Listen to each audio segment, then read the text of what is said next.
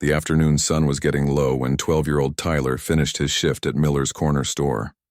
His sneakers squeaked against the wet pavement as he walked toward the bus stop, counting the crumpled bills in his pocket. $15 for 4 hours of stocking shelves and helping customers. Not much, but every dollar helped his mom pay the bills. Tyler pulled his jacket tighter as the October wind picked up. The neighborhood was quiet except for the distant sound of traffic and a dog barking somewhere down the street. He was thinking about the math homework waiting for him at home when something caught his eye near the old wooden bench at the bus stop. A brown leather purse sat there, looking out of place and forgotten. Tyler stopped walking and looked around. The street was empty. No one was searching for anything or looking worried. The purse just sat there like someone had set it down and walked away. His first thought was to keep walking. Mom always told him to mind his own business and get home before dark. But something about the purse bothered him. It looked expensive, the kind his mom would never be able to buy. Someone was probably looking for it right now, maybe panicking about losing it. Tyler approached the bench slowly. The purse was open and he could see some items had fallen out. A small makeup compact lay on the ground next to the bench. A pair of reading glasses had fallen into the grass. Without thinking, he bent down and picked up the glasses, then the compact. He hesitated for a moment, then carefully opened the purse wider to put the items back inside. He wasn't trying to snoop, just trying to help. But as he placed the glasses inside, he noticed a wallet and decided he should check for identification. Maybe there was a phone number or address. The wallet was thick with cards and papers. Tyler pulled out a driver's license and read the name, Dorothy Hartwell. The address was on Maple Street, which he knew was in the fancy part of town where all the big houses were. The photo showed an older white woman with gray hair and kind eyes. Tyler looked at the license again. Mrs. Hartwell was 72 years old according to the birth date. That meant she was probably someone's grandmother. The thought of his own grandmother, who had died 2 years ago, made his chest feel tight. Grandma Rose would have been devastated if she'd lost her purse. She kept everything important in there, her medicine, her photos, her grocery money. He looked through the wallet more carefully. There were several credit cards, some cash, and a small photo of what looked like grandchildren. 3 kids with big smiles, probably around his age or younger. In another pocket of the purse, he found a small pill bottle with Mrs. Hartwell's name on it. The label said to take 1 tablet twice daily. This wasn't just about money or credit cards. This woman needed her medication. Tyler sat down on the bench and stared at the purse in his hands. The right thing to do was obvious, but it wasn't going to be easy. Maple Street was clear across town. He'd have to take 2 buses to get there, and that would cost most of the money he'd earned today. Plus, it was getting late and his mom would worry if he wasn't home for dinner. But as he sat there, he could hear his grandmother's voice in his head. She used to say that character was what you did when nobody was watching. She'd tell him stories about the good Samaritans in the Bible, people who helped strangers even when it cost them something. Baby, she'd say, the world's got enough people who only think about themselves. You be different. Tyler pulled out his phone and checked the time. It was already 5:30. If he was going to do this, he needed to hurry. The buses stopped running in that part of town by 7, and he didn't want to be stuck walking home in the dark. He carefully organized everything back in the purse, making sure nothing was missing. The makeup compact, the glasses, the wallet with all the cards and photos, the pill bottle. He even found a grocery list written in careful handwriting. Milk, bread, bananas, cat food. This woman had a cat waiting for her at home. Standing up from the bench, Tyler made his decision. He would return the purse even if it meant spending his bus fare and walking home, even if it meant being late for dinner and getting in trouble with his mom. Some things were more important than convenience. The number 47 bus pulled up just as he reached the stop. Tyler climbed on and dropped $2 into the fare box, leaving him with $13. The bus was mostly empty except for a few tired-looking adults heading home from work. Tyler found a seat near the back and held the purse carefully in his lap. As the bus pulled away from his neighborhood, Tyler watched the familiar sights disappear. The corner barbershop where he got his hair cut, the laundromat where his mom did their clothes every Saturday, the small park where he used to play basketball with his friends. Everything looked smaller from the bus window. The ride to downtown took 20 minutes. Tyler had to transfer to the number 12 bus to get to Maple Street. As he waited at the transfer station, he noticed how different this part of the city looked. The buildings were taller, cleaner.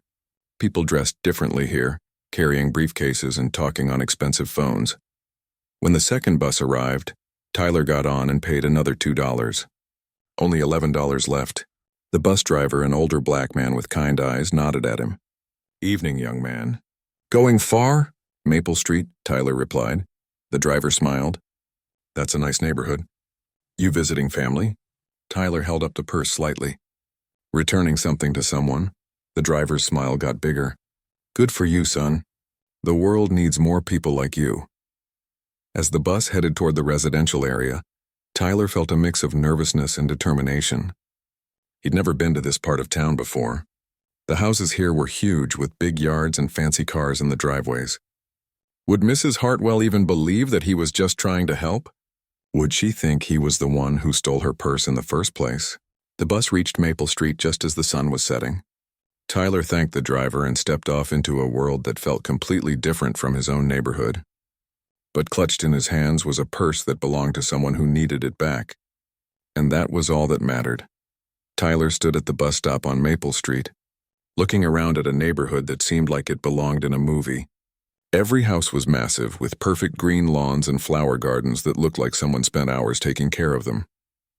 Cars in the driveways were shiny and new, nothing like the old beat-up sedan his mom drove to work.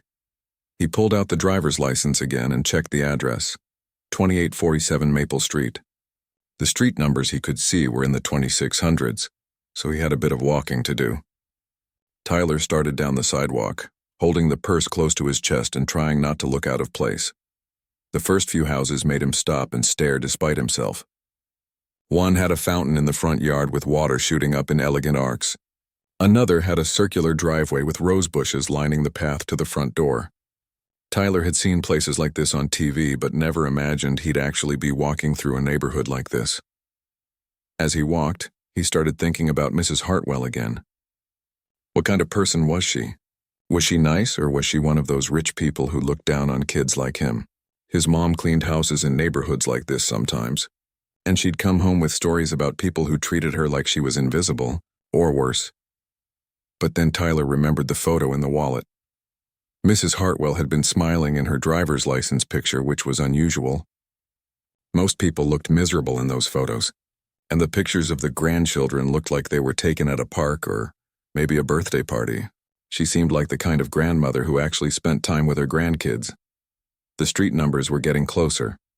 2750, 2763, 2780.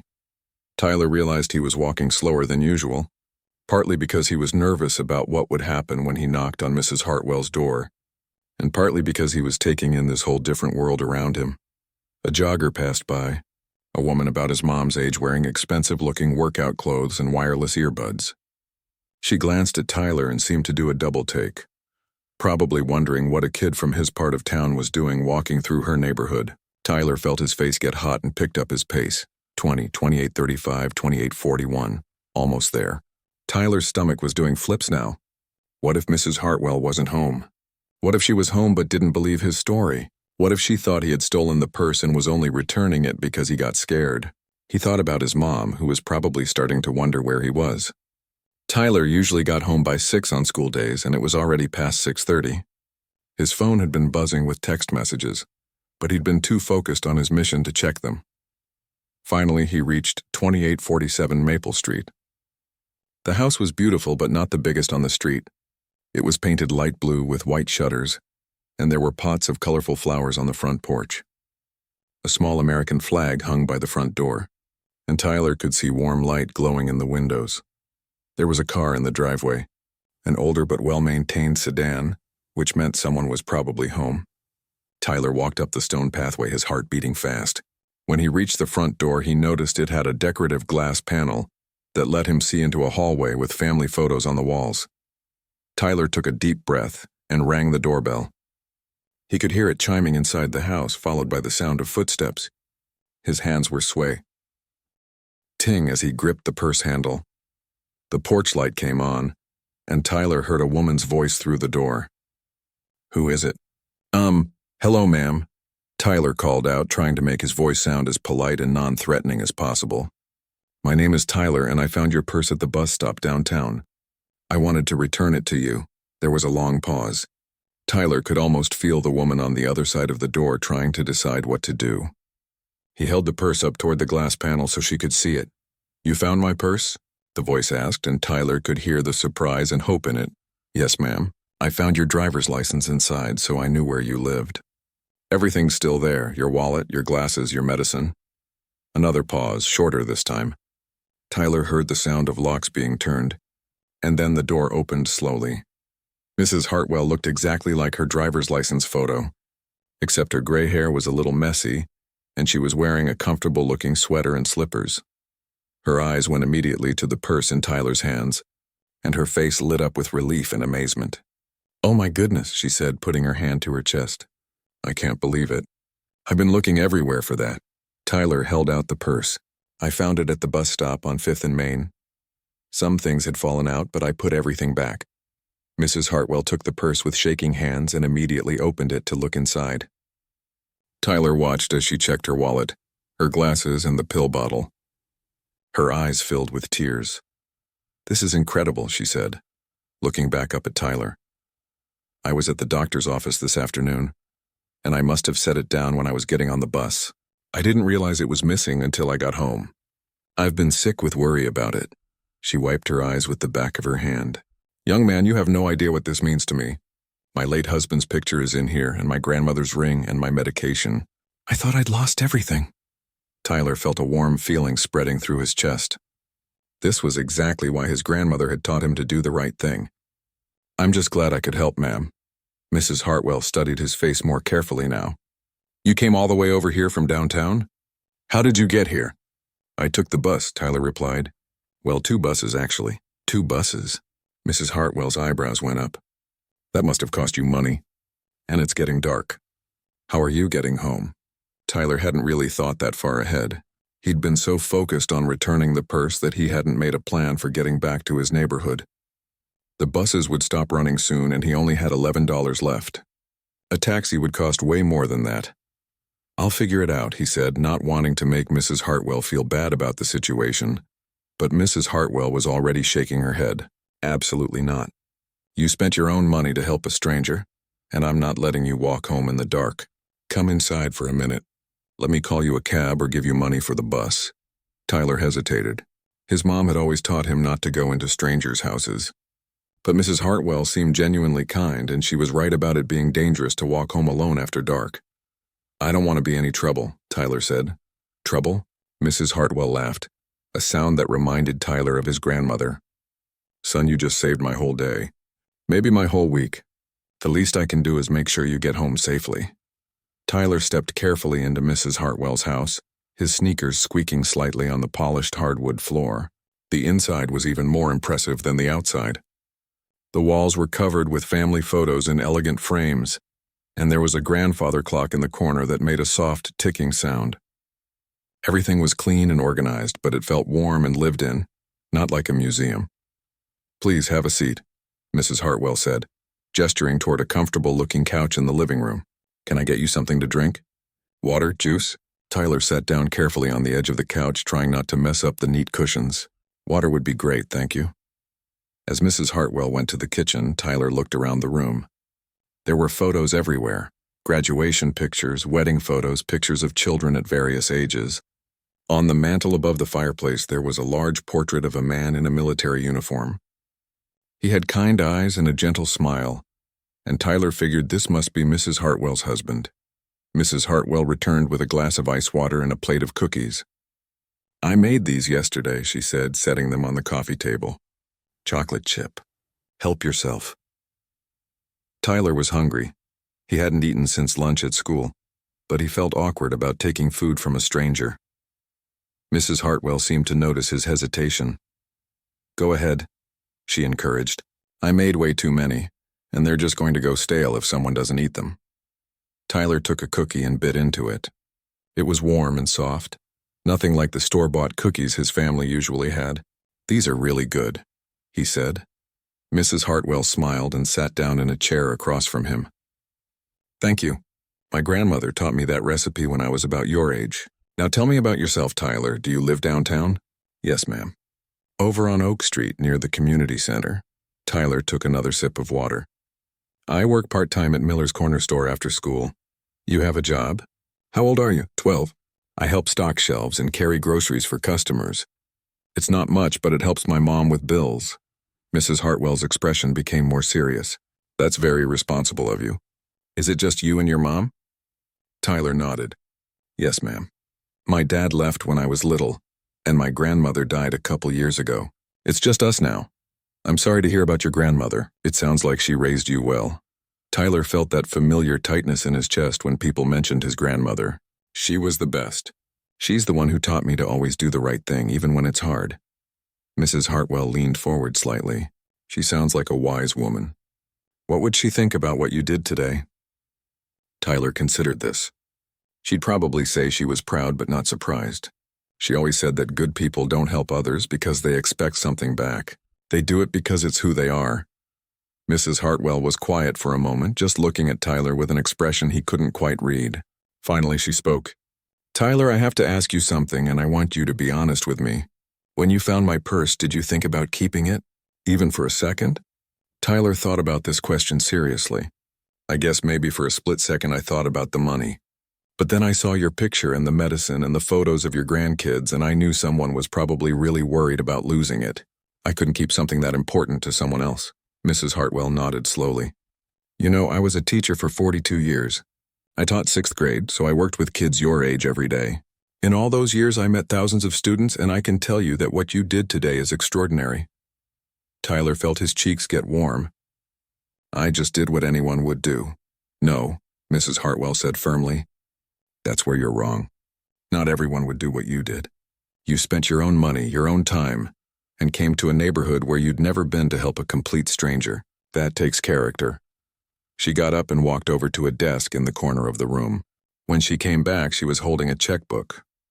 I want to give you a reward for returning my purse. Tyler immediately shook his head.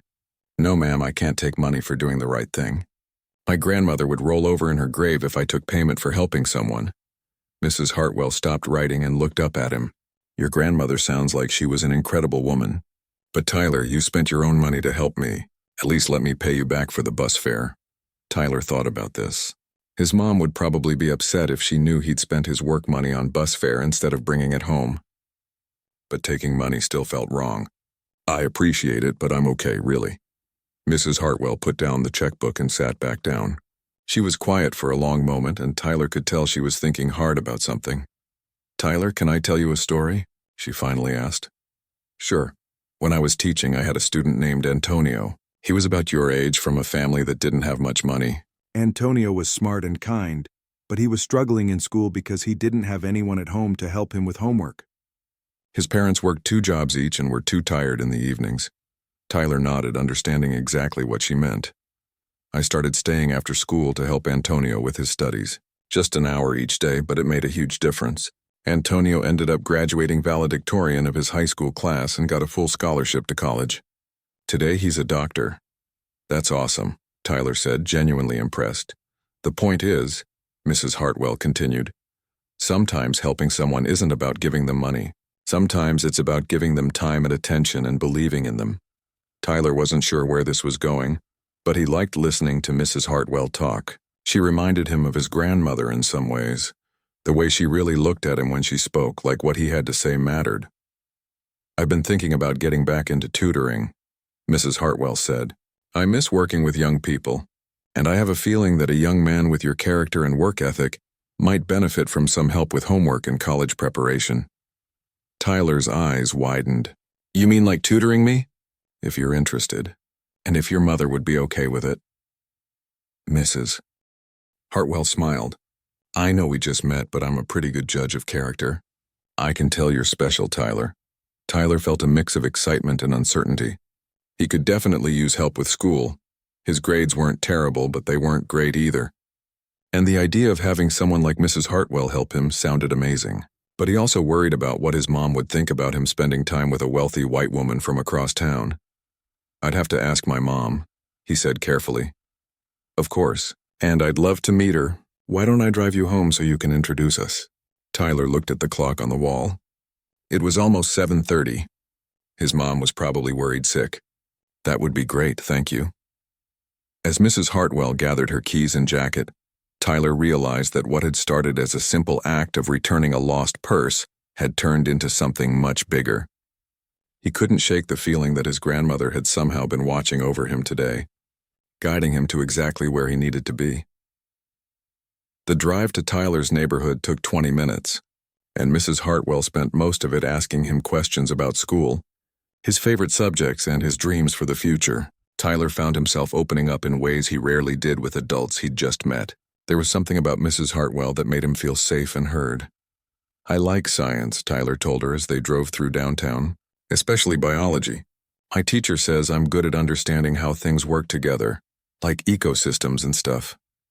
"Biology was one of my favorite subjects to teach," Mrs. Hartwell replied. "There's something beautiful about understanding how all living things are connected, isn't there?" When they turned onto Oak Street, Tyler noticed Mrs. Hartwell looking around with interest rather than judgment. His neighborhood was nothing like Maple Street. The houses were smaller, some needed paint, and there were more apartments than single-family homes. But Mrs. Hartwell didn't seem uncomfortable or nervous like some visitors did. "That's my building," Tyler said, pointing to a 3-story brick apartment complex. "We're on the 2nd floor." Mrs. Hartwell parked and followed Tyler up the narrow staircase.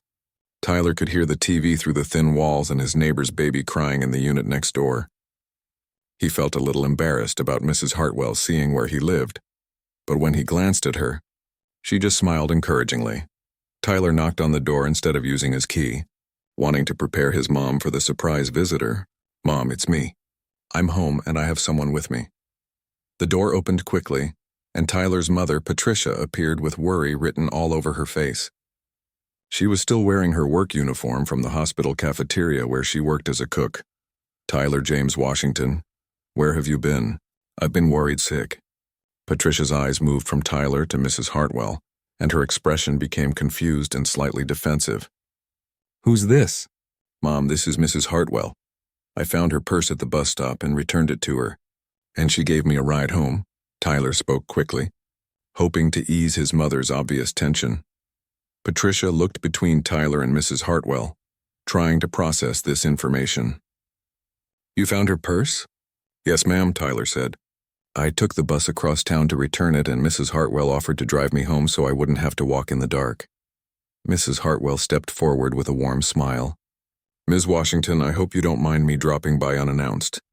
Your son did something absolutely wonderful today, and I wanted to meet the mother who raised such a remarkable young man." Patricia's defensive posture softened slightly, but Tyler could tell she was still wary. "Please come in. I'm sorry, the place is a mess. I just got home from work." The apartment was small but clean, with mismatched furniture that Patricia had collected over the years from thrift stores and garage sales. Tyler watched Mrs. Hartwell's face carefully, but she looked around with the same warmth she'd shown when they were driving through the neighborhood. "Your home is lovely," Mrs. Hartwell said, and Tyler could tell she meant it. "And you have every right to be proud of Tyler. What he did today showed incredible character." As Tyler explained the whole story, finding the purse, taking 2 buses across town, refusing to accept reward money, Patricia's expression shifted from confusion to pride to amazement. "That boy," Patricia said, shaking her head. "Always trying to help somebody." His grandmother filled his head with all kinds of ideas about doing right by people. "His grandmother sounds like she was a wise woman," Mrs. Hartwell said. "Tyler told me she passed away a few years ago." Patricia's eyes softened. "Mama Rose was the best woman I ever knew. She helped raise Tyler while I was working. Always told him that being poor didn't mean being small, and that character was the only thing nobody could take away from you." Mrs. Hartwell nodded thoughtfully. "She sounds like someone I would have liked to know." The 3 of them sat down in the small living room, Patricia and Tyler on the couch, Mrs. Hartwell in the only chair. Tyler noticed how naturally the 2 women seemed to relate to each other, despite their different backgrounds. "Ms. Washington, I hope you don't think I'm overstepping," Mrs. Hartwell began carefully. "But I was a teacher for over 40 years, and I can see that Tyler has tremendous potential. I was wondering if you might be interested in letting me help him with his studies." Patricia's eyebrows went up. "Help him how?" "Tutoring, homework help, test preparation, maybe some college planning for the future." I know Tyler works after school, but perhaps we could find a time that works for everyone. Tyler held his breath, watching his mother's face. He could see her internal struggle. Pride fighting with practicality, hope battling with skepticism. What would this cost? Patricia asked directly. Nothing, Mrs. Hartwell replied immediately. I would consider it a privilege to work with Tyler. I'm retired and I miss teaching. This would be as much for me as for him. Patricia was quiet for a long moment. Tyler knew she was thinking about all the time she'd tried to help him with homework but couldn't, because she'd never had the chance to finish high school herself. She worked so hard to provide for them, but there were some things money couldn't buy. Why? Patricia asked finally. Why would you want to help us? You don't even know us. Mrs. Hartwell leaned forward slightly. Ms. Washington, in my 42 years of teaching, I learned that talent and character don't care about zip codes or bank accounts. Your son has both in abundance. Today he proved that he's willing to sacrifice his own time and money to help a stranger. That tells me everything I need to know about the kind of person he is. She paused, choosing her words carefully. I also know what it's like to raise a child alone. My husband died when my daughter was in high school. I remember feeling like there was so much I wanted to give her but couldn't do by myself. Tyler saw something shift in his mother's expression. The walls she'd built up were starting to come down. If I said yes, Patricia said slowly. What exactly would this look like? Whatever works best for your family, Mrs. Hartwell replied. Maybe Tyler could come to my house twice a week after work for an hour or two. We could work on homework, review for tests, talk about college options. I have a car, so transportation wouldn't be a problem. Tyler looked back and forth between the two most important women in his life. His mom was considering something that could change everything for him, and Mrs. Hartwell was offering something incredible to a family she'd just met. Tyler, Patricia said, turning to her son, what do you think about this? Tyler felt his heart racing. I think it sounds amazing, Mom. Mrs. Hartwell knows so much and she's really nice. I think Grandma Rose would say this is one of those opportunities you don't pass up. Patricia smiled at the mention of her mother. Mama always did say that angels come in all kinds of packages. She looked at Mrs. Hartwell for a long moment, then made her decision. Okay, we can try it. But I want to be clear. Tyler still has to work and help out at home. And if his grades don't improve or if this becomes too much, we stop. Mrs. Hartwell's face lit up. Of course. And Ms. Washington, I hope you'll feel comfortable calling me Dorothy. I have a feeling we're going to be seeing a lot of each other. As Tyler watched his mother shake hands with Mrs. Hartwell, he felt like his grandmother was somewhere nearby, smiling. What had started as a simple act of kindness had somehow grown into something that might change his entire future. He thought about the purse sitting at that bus stop, and how easily he could have just walked past it. Instead, he'd chosen to do the right thing. And now the right thing was doing something incredible for him in return. 6 months later, Tyler sat at Dorothy Hartwell's kitchen table, working through a practice say-T problem while she graded papers nearby. What had started as tutoring twice a week had naturally evolved into something much deeper, a friendship that had changed both their lives in ways neither had expected. I think I got it, Tyler said, looking up from his math worksheet. The answer is B, right? Dorothy put down her red pen and looked at his work. Show me how you got there. Tyler walked her through his process, explaining each step with confidence that hadn't been there 6 months ago. His grades had improved dramatically, from C's and D's to mostly A's and B's. But more than that, he carried himself differently now. He spoke up in class, asked questions, and started thinking about college as a real possibility, instead of just a distant dream. Perfect, Dorothy, I said, smiling.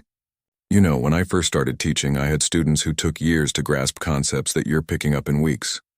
Tyler grinned. Mom says I'm like a sponge these days. She bought me a desk for my room so I'd have a better place to study. The relationship between Tyler and Dorothy had surprised everyone, including themselves. What started as formal tutoring sessions had become something more like family. Tyler helped Dorothy with technology problems and yard work, while she helped him navigate the complex world of high school planning and college preparation. Speaking of your mom, Dorothy said, is she still coming to dinner on Sunday? Tyler nodded. She's bringing her famous cornbread.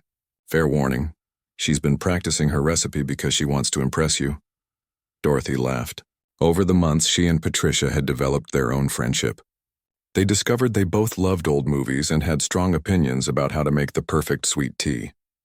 Patricia had even started coming to some of Tyler's tutoring sessions, wanting to learn alongside her son. The transformation hadn't been just academic. Tyler had gained confidence in every area of his life. He joined the science club at school and was already planning to run for student council next year. Dorothy had helped him see that his background wasn't something to be ashamed of, but rather a source of strength and unique perspective. Mrs. H, Tyler said, using the nickname he'd started calling her.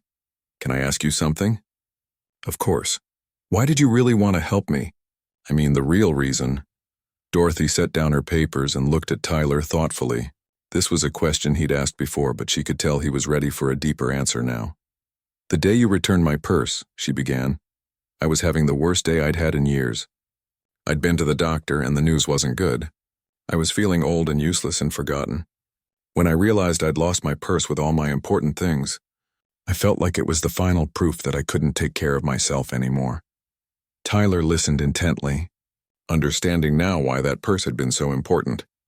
Then this young man showed up at my door, Dorothy continued. Someone who had every reason to keep what he'd found, but instead spent his own money and time to help a stranger. You reminded me that there was still good in the world, and that maybe I still had something to contribute. She paused, her eyes getting a little misty. Tyler, you saved more than my purse that day. You saved my faith in people.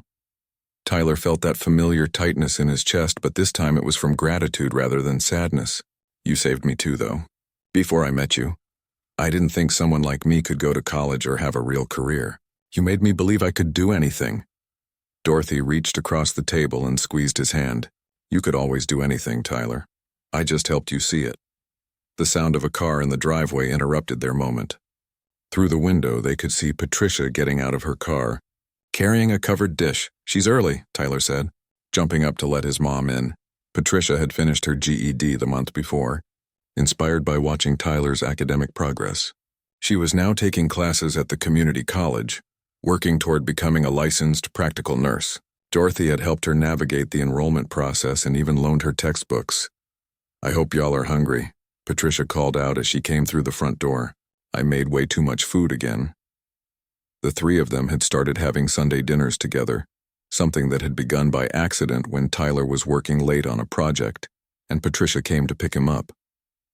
Dorothy had invited them to stay for the meal she was cooking, and it had become a weekly tradition. As they set the table together, Tyler marveled at how natural this felt. Dorothy's house had become like a second home to him, and Patricia and Dorothy had become genuine friends despite their different backgrounds. They'd created their own little family, bound together not by blood but by choice and mutual care. During dinner, they talked about Tyler's plans for high school, Patricia's nursing classes, and Dorothy's volunteer work at the literacy center, where she'd started teaching adults to read. The conversation flowed easily, filled with laughter and the comfortable familiarity of people who truly knew and cared about each other. Tyler, Dorothy said as they were clearing dishes, I have something for you. She disappeared into her study and returned with an envelope. Inside was a letter of recommendation she'd written for Tyler's application to the city's top magnet high school, along with information about a scholarship program for promising students. Mrs. H, this is incredible, Tyler said, reading through the materials. But what if I don't get in? Then you'll apply again next year, or you'll find another path to your goals, Dorothy replied firmly. The point is that you're trying. Your grandmother would be proud of the young man you're becoming. As Patricia read over the scholarship information, her eyes filled with tears. I never dreamed Tyler would have opportunities like this. He's earned every one of them, Dorothy said, and there will be many more to come. Later that evening, as Dorothy drove Tyler and Patricia home, Tyler thought about how completely his life had changed. 6 months ago, he was just a kid working at a corner store, hoping to help his mom pay bills. Now he had real plans for his future, genuine confidence in his abilities, and a support system that believed in him unconditionally. As they pulled up to Tyler's apartment building, Patricia turned to Dorothy. I don't know how we'll ever repay you for everything you've done. Dorothy smiled. You already have. You've given me purpose and joy and a family I never expected to find. That's worth more than any purse could ever be. After they said their goodbyes and Tyler and Patricia climbed the stairs to their apartment, Tyler realized that his grandmother had been right about doing the right thing. She'd always said that kindness creates ripples that spread far beyond what you can see. He'd thought returning that purse was the end of the story, but it had actually been just the beginning. Standing in his room that night, looking at the desk his mom had bought him and the college brochures Dorothy had given him, Tyler understood that sometimes the smallest acts of integrity can change everything. He'd returned a lost purse to a stranger, and in doing so he'd found a future he'd never dared to imagine. The purse was long forgotten, but the connection it had created would last a lifetime. And somewhere, Tyler was sure his grandmother was smiling, knowing that the lessons she'd taught him about character and kindness had led him to exactly where he was meant to be.